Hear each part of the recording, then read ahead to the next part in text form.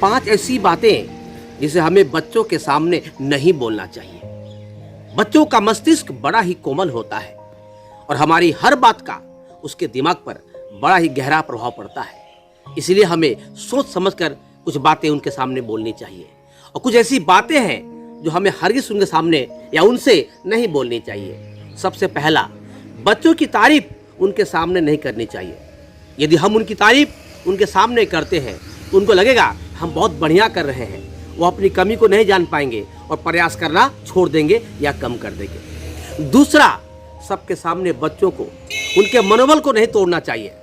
बहुत से लोग कहते हैं तुमसे नहीं होगा, तुमको पढ़ना नहीं आता, तुमको लिखना नहीं आता, तुमको चलना नहीं आता, तुमको दौड़ना नहीं आता, तुमको फुटबॉल खेलना नहीं आता, तुमको बैटिंग नहीं आता, बॉलिंग नहीं आता, या जिस क्षेत्र में वो बच्चा है, यदि आप उनके मनोबल को तोड़ते हैं तो बच्चा ज़िंदगी में अच्छा नहीं कर पाएगा। इसलिए जितना हो सके उसके मनोबल को बढ़ाने की कोशिश कीजिए। तीसरा, डांट लगाना।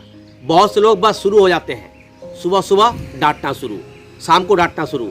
अरे पढ़ लो, अरे लिख लो, अरे पानी भर लो, अरे खाना खा लो, अरे कपड़ा पहन लो, अरे ऐसे चलो वैसे चलो। तो ये जो डांट हम लगाते हैं हर बात में, बच्चे इसको बड़ा ही नेगेटिव ले लेते हैं। उनके दिमाग में ये बैठ जाता है कि उनसे कुछ अच्छा नहीं होगा, वो हमेशा गलती करते हैं। इसका परिणाम हो सकता है कि वह आगे अपने आप को सुधार नहीं पाएंगे। चौथा, बच्चों को ये मत कहे कि जल्दी करो, अरे जल्दी उठो, जल्दी खाओ, जल्दी पहनो, जल्दी करो, जल्दी चलो, जल्दी दौड़ो।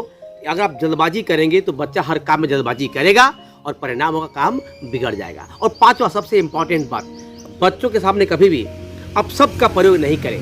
बहुत से लोग शुरू हो जाते हैं अपना वाला, अपना घर वाला, कुछ हुआ कि नहीं, झगड़ा होने पर, विवाद होने पर गाली गलौज देना शुरू कर देते हैं। कभी भी बच्चों के सामने में अपशब्द का प्रयोग नहीं करें, क्योंकि बच्चे इनको तुरंत सीखते हैं और वह इसका इस्तेमाल भी कर सकते हैं। इससे आपके मान सम्मान की हानि होगी।